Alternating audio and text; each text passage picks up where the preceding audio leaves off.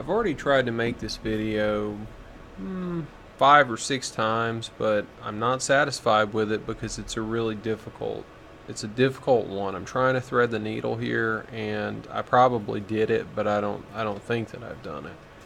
So after that despicable introduction to my own material, here we go. I want to talk about the U.S.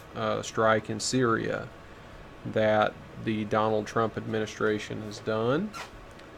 Um, there seems to be two groups of people, Donald Trump supporters, reacting to this, and one group are the astrologers. They're the people who will see meaning in the tea leaves, in the movements of the planetary bodies, in the migration of waterfowl. So they're going to see in the liver of the organism. You cut the liver out of the ox, and you put it on a piece of metal, and you look at it, and you're going to see the future, whatever. That's one group. They don't really have too much of a problem with it because no matter what Donald Trump does, they're always going to make sense out of this. The other group is people like me who have defined a priori what they want to see from the guy, which is no foreign wars, economic nationalism, a border wall, and reversing the worst parts of the liberal progressive agenda that mainly the Democrats, but also substantially the Republican Party, both adhere to. That's what we want to see. And to the extent that we don't see that, we say, what the hell, dude? You know, this is not the platform you ran on. So pretty much everybody is aware that Donald Trump was not talking about bombing Syria when he was running for president, but as soon as he got in, he started bombing Syria. This is the second time. Both times there are two justifications. The first justification is that Assad is a bad man. He's a really bad guy, and we've got to punish him. John Bolton used the same language, the language of punishment, referring to Putin. So I think we pretty much know where this is coming from. It's a neocon program. The neocons are ethnic supremacists and war criminals. That is not even in dispute. So there's no real justification for their program, but for some reason it gets play anyhow. So Assad needs punishing because he has gassed his own people. He gassed them. And gassing is probably the worst way to kill somebody, or at least that's what it seems like. I don't know why. I don't know why gassing would be worse than shooting, stabbing, burning, or anything else, but apparently gassing is the worst way for someone to go. So because he's gassed his own people, we have to fire missiles at him. And now there's plenty of regimes, plenty of dictators, plenty of leaders across planet Earth who kill their own citizens daily, weekly, monthly, yearly, but it doesn't provoke the same level of response from the United States. So then we have to go to the second justification. It's not just that Assad killed his own people. It's not just that he gassed them, although the gassing is probably pretty important. There's got to be something else going on, and that's the Russia connection. Russia's crime in all of this is that Russia has decided that they will go and they will support Bashar al-Assad and they will kill terrorists in Syria. And this is unacceptable to the United States foreign policy establishment. Many people believe and think they have evidence for the claim that the United States and the West actually fund many of the terrorists in the Middle East. Certainly Saudi Arabia, which is a major U.S. ally and a major ally of the West, do fund terrorism, and they get away with it. When Iran funds, for example, some counter Saudi or counter Western or counter Israeli activity, they're called terrorists. But the stuff that the Saudis and the Qataris and all the other people do, they basically just get away with all that.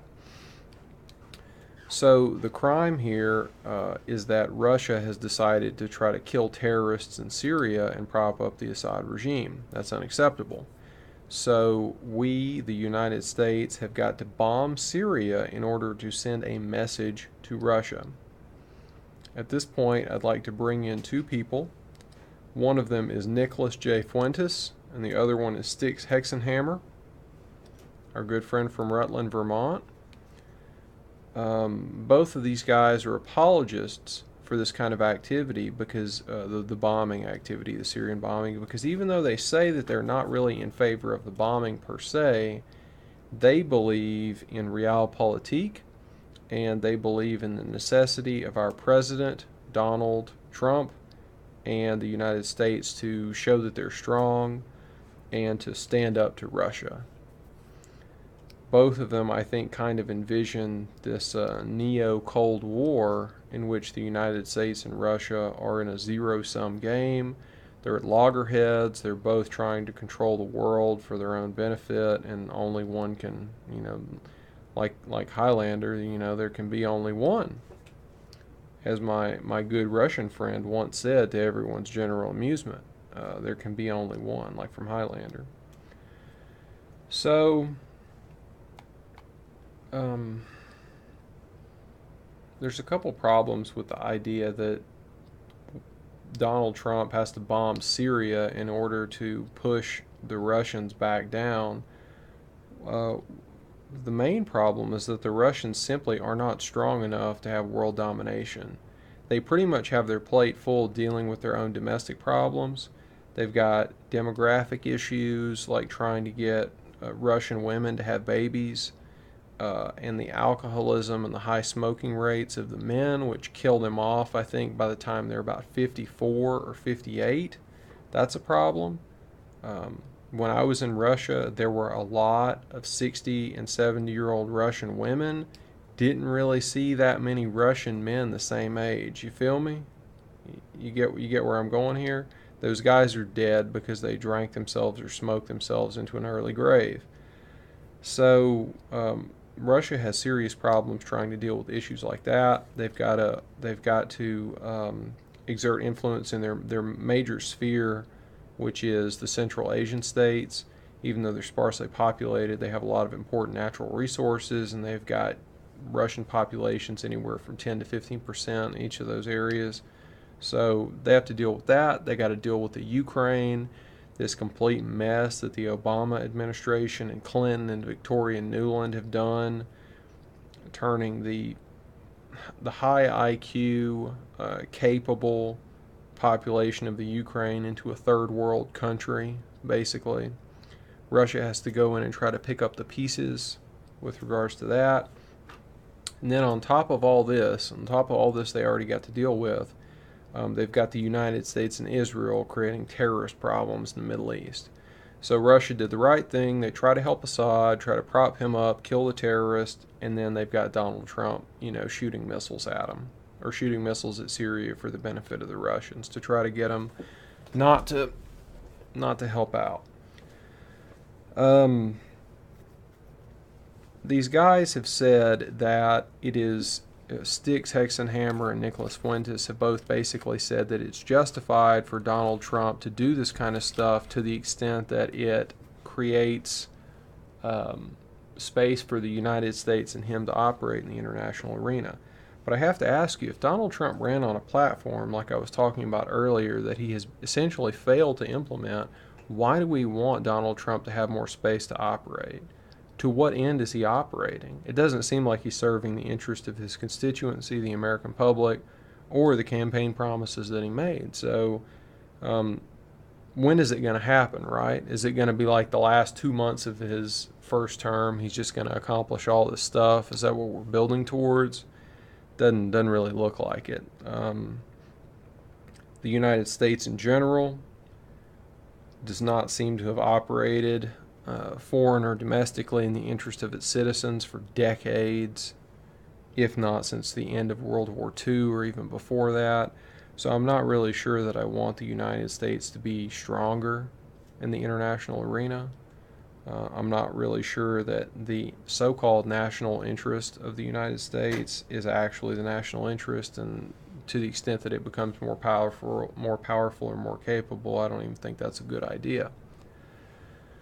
Um, so to offer an alternative, I would suggest that you go listen to a podcast called The Powers and Principalities, which is on Tim Kelly's YouTube channel. It's Tim Kelly and Joe Atwill, and they give a very different interpretation of the events of the Syria strike. They give you a historical context to put it in, and they come down completely on the opposite side from Sticks Hexenhammer and Nicholas Fuentes, who offer, basically like tepid support for the strikes. They don't really like them, but they figure, we're going to go ahead and support it anyway. So these other guys who are older, they're in their 40s, 50s, 60s, whatever, they come out strong at the very beginning and say this is not what people voted for, this is not a good idea, and we can chart the historical progress of the events that created these unfortunate actions. So even though at the beginning of my YouTube project I said Sticks was really good, I can't say that anymore. His warmongering on North Korea was what caused me to stop listening to him originally, and I go back and check and see what he has to say about Syria, and it's just the same stuff basically. It's apologies for warmongering. Nicholas Fuentes is moving closer, it seems, to the Republican Party, which is probably even more insidious and damaging than the Democratic Party, merely because it seems to offer an alternative, but at the end of the day, it's just the exact same thing. So we've got to continue to go deeper. We've got to go to channels and to people with fewer numbers of subscribers and followers in order to find the truth. And right now on this issue, it seems to be the best that I've heard about it is the Powers and Principalities episode 47, which I'll link below. Thank you for your time.